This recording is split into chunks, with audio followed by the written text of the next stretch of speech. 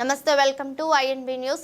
మహబూబాబాద్ జిల్లా కేంద్రంలోని నడిగడ్డ ముద్రాజ్ సంఘం భవన్లో మహబూబాబాద్ పట్టణానికి చెందిన మత్స్య పారిశ్రామిక సహకార సంఘం సభ్యులు మీడియా సమావేశం ఏర్పాటు చేశారు. ఈ సందర్భంగా మాట్లాడుతూ ఇటీవల కురిసిన భారీ వర్షాలకు మృత్యు పారిశ్రామిక సంఘం ఆధ్వర్యంలో మహబూబాబాద్ పట్టణంలోని 11 చెరువులలో చేప పిల్లలను పెంపకానికి పోయడం జరిగిందని, అకాల వర్షాలతో చెరువులో వరద ఉధృతి అధికంగా వచ్చి చేపలన్నీ కొట్టుకుపోయాయని, దీనిపై ఆధారపడి జీవనం సాగిస్తున్న సుమారు 900 మత్స్యకార కుటుంబాలకు నష్టం వాటిల్లిందని, ప్రభుత్వం మత్స్యకార కుటుంబాలను ఆదుకోవాలని విజ్ఞప్తి చేశారు. అంతేకాకుండా మహబూబాబాద్ పట్టణంలో ఉన్న చెరువులలో చాలా వరకు కబ్జా గురయ్యాయని, FTL బఫర్ జోన్లలో 2006 నుండి రాజకీయ పలుకుబడితో చాలా వరకు అక్రమాలకు గురి చేస్తూ చాలా చెరువులను కబ్జా చేసి శాశ్వత నిర్మాణాలు చేపట్టారని, కబ్జా గురైన చెరువులను ప్రభుత్వం రక్షించాలని, హైదరాబాద్లో హైడ్రాతో ఎలా అయితే చెరువులను రక్షిస్తున్నారో అలాగే మహబూబాబాద్ జిల్లా కేంద్రంలో FTL బఫర్ జోన్లో వెలసిన నిర్మాణాలను తొలగించి చెరువులను పరిరక్షించాలని ప్రభుత్వాన్ని కోరారు. మీడియా సమావేశంలో మత్స్యకార సంఘం నాయకులు, సభ్యులు పాల్గొన్నారు. సీఎం రేవంత్ రెడ్డి గారికి సహకరించిన ఎమ్మెల్యే మురళీ నాయక్ గారికి మత్స్య కార్మికులకు కృతజ్ఞతలు తెలియజేస్తున్నాం. మన 11 చెరువులు ఉన్నాయి.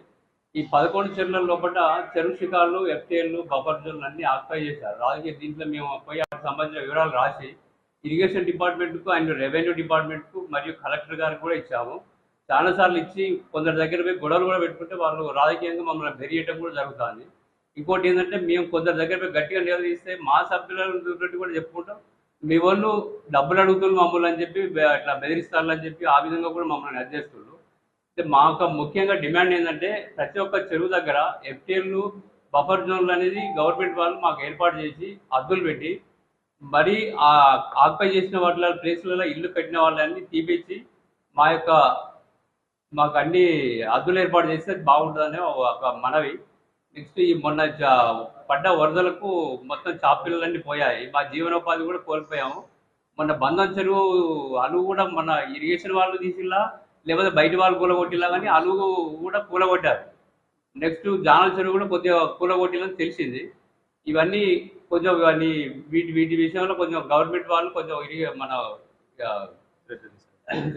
ఇంట్రెస్ట్ పెట్టి కొంచెం శ్రద్ధ తీసుకొని మాకు కొంచెం న్యాయం చేస్తారని చెప్పి మేము ఆలోచిస్తున్నాం. వాళ్ళ యొక్క చేతివాటం చూపించి 2006 నుంచి మొదలు పెడితే ఇప్పటి వరకు మేము జీవన పోరాటం చేస్తూనే ఉన్నాం. కోర్టులోకి పోతూనే ఉన్నాం, జైల్లోకి పోతూనే ఉన్నాం. ఆ సమస్య ఇంతవరకు పరిష్కారమైన మార్గం కనబడలేదు. కాకపోతే మొన్న 1వ తారీఖు నాడు తన గౌరవ ముఖ్యమంత్రులు శ్రీ రేవంత్ రెడ్డి గారు వచ్చి మన పరిస్థితి చూసి, మహబూబాబాద్ పరిస్థితి కానీ ఇతర జిల్లాల పరిస్థితి కానీ చూసి తను ఏం చెప్పిండంటే, నాలాల పైన కానీ దీనిపై ఇతర మునిగిపోయిన చెరువుల పరిధిలో కానీ వీటన్నిటిని హైదరాబాద్లో ఉన్న హైడ్రాలాగా మహబూబాబాద్లో మాటలాగా చేసి మాకు మేలు చేస్తాడని ఫ్యూచర్లో దీనిపైన బతికే 900 కాకుండా 1500, 2000 మంది కుటుంబాలు బతుకుతా ఉన్నారు. వాళ్ళందరికీ కూడా జీవనాధారం అయ్యి ఇతరత్ర మహబూబాబాద్ మొత్తం ప్రశాంతంగా ఉండగలిగేందుకు ఆయన శ్రీ రేవంత్ రెడ్డి గారు సిఫారసు చేసి మాకు సమస్యలు పరిష్కారం చేస్తాడని మేము ఎదురు చూస్తూ 11 చెరువులు కుంటలు కలిపి 11 ఉన్నాయి మొత్తం. వీటిలల్లా జీవనోపాధి కింద 900 మంది ఇప్పటి వరకు మత్స్యకారులు బతుకుతారు, కుటుంబాలు బతుకుతాయి. అయితే ఈ మధ్యలో ఏమైందంటే, ఇప్పుడు కాదు 2006 నుంచి కొందరు రాజకీయవేత్తలు, కొందరు దళారులు కలిసి నిజాం చెరువు చుట్టుపక్కల ఉన్న బఫర్ జోన్లు, FTL జోన్లల్లా మట్టి పోసుకొని వాళ్ళకి నచ్చినట్టు వాళ్ళు అమ్ముకొని బతుకుతారు. ప్లస్ ఆయనకు ఒక వ్యక్తి 1100 గజాల కింద షెడ్ వేసుకున్నాడు, మిగిలిన భూములన్నీ అమ్ముకున్నాడు. ఏమనంటే రాజకీయ పార్టీలని మాకు వాళ్ళు సపోర్ట్ ఉన్నారు, వీళ్ళు సపోర్ట్ ఉన్నారు మాట్లాడతారు. అట్లనే ఈ కొత్త ఇప్పుడు మాకు వేరే చెరువు ఉన్నాయి, జానాల చెరువు కానీ, గుళ్ళకుంట కానీ, మన బంధం చెరువు కానీ, ఈ చుట్టుపక్కల కూడా రాజకీయవేత్తలు, దళారులు కలిసే మట్టి పోసుకొని ఇల్లు మొత్తం ఆక్రమించుకున్న మొత్తం ఇల్లు మట్టి పోసి మొత్తం మట్టిని దగ్గర చేసేసుకొని మొత్తం చెరువు చుట్టూ ఇల్లు వేసుకుని బతుకుతారు. మేము పోయి అడుగుదామంటేనేమో మా మీద లేనిపోని కంప్లైంట్లు, మీరు లంచాలు తీసుకుంటారని మాట్లాడతారు. మరి మేము అనేది ఏంటంటే, ఆ లంచాలు తీసుకునేటోళ్ళు ఎవరో వాళ్ళ పేర్లు బయట పెట్టాలి, వాళ్ళైనా బయట పెట్టాలి, తెలిసిన వాళ్ళు ఇంకెవరైనా ఉంటే బయట పెట్టాలి. ఈ మధ్యలోనే మేము నిజాం చెరువు మధ్యలో నక్లెస్ రోడ్డు తీపించినామని చెప్పి ఒక వార్త వచ్చిండే. అది ఎవరు తీసిరు? హైకోర్టు ద్వారా మేము పోయినందుకే అది తీపిచ్చిండ్రు. కానీ దాంట్లో చేసిన తప్పిదాలు ఎవరు, ఆ దొంగలు ఎవరు అనేది కూడా బయట పెట్టాలని కోరుకుంటాను. ఈరోజు మహబూబాబాద్ జిల్లా కేంద్రంలోని మత్స్య కార్మికుల సొసైటీ ముదిరాజుల సంఘం ఆధ్వర్యంలో రౌండ్ టేబుల్ సమావేశం నిర్వహించారు. రౌండ్ టేబుల్ సమావేశం యొక్క ముఖ్య ఉద్దేశం చాలా మంచి సమస్య, కీలకమైన సమస్య, ప్రధానమైన సమస్య. ఈ జిల్లాలో చెరువులు కుంటాలు మొత్తం 11 ఉన్నాయి. ఈ చెరువు కుంటల మీద ఈ ముదిరాజులు, ఈ మత్స్య కార్మికులు 1000 కుటుంబాలకు పైన బ్రతుకుతున్నారు, జీవిస్తున్నారు.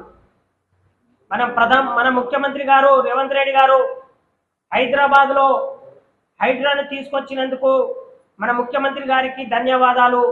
అదేవిధంగా మన మానకోట శాసనసభ్యులు డాక్టర్ మురళీ నాయక్ గారికి ఈ వేదిక తరపున ప్రత్యేక అభినందనలు, ధన్యవాదాలు తెలియజేస్తున్నా.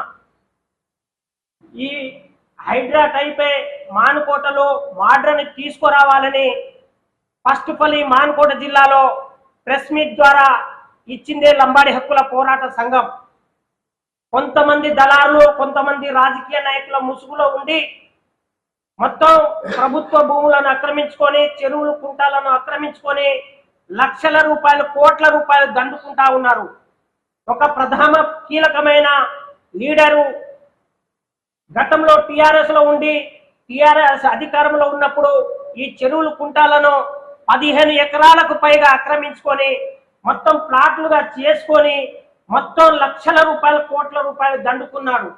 ఇప్పుడు మళ్ళీ అధికారంలో ఉన్న కాంగ్రెస్ పార్టీలోకి వచ్చి మళ్ళీ చెరువులు కుంటలను ఆక్రమించుకొని లక్షల రూపాయలు బినామీల పేరుతో ఇక్కడ ఈ ఇరిగేషన్ ఈ సమ్మిరెడ్డిని లావాదేవీలు లక్షల కోట్ల రూపాయలు సమ్మిరెడ్డి తీసుకొని మొత్తం ఈ ప్రాంతంలో వరదలు రావడానికి కారణం ఈ నాయకులే. ఈ కుంటలను రక్షించాల్సిన, ఈ చెరువులను రక్షించాల్సిన అవసరం ఈ మానకోట ప్రజలకు ఉంది. అవినీతిని అంతం చేయాల్సిన బాధ్యత ఈ మానకోట ప్రజలకు ఉంది. ప్రియమైన మిత్రులారా, కోవిడ్ చూశాం మనం. లక్షల కోట్ల, వేల కోట్ల రూపాయలు సంపాదించుకున్న వాళ్ళు కోవిడ్లో చచ్చిపోయారు. మీరు ఎన్ని కోట్లు సంపాదించినా ప్రకృతి పెట్టుకుంటే ప్రకృతి మిమ్మల్ని నాశనం చేస్తుందని ఈ సందర్భంగా మేము తెలియజేస్తున్నాం.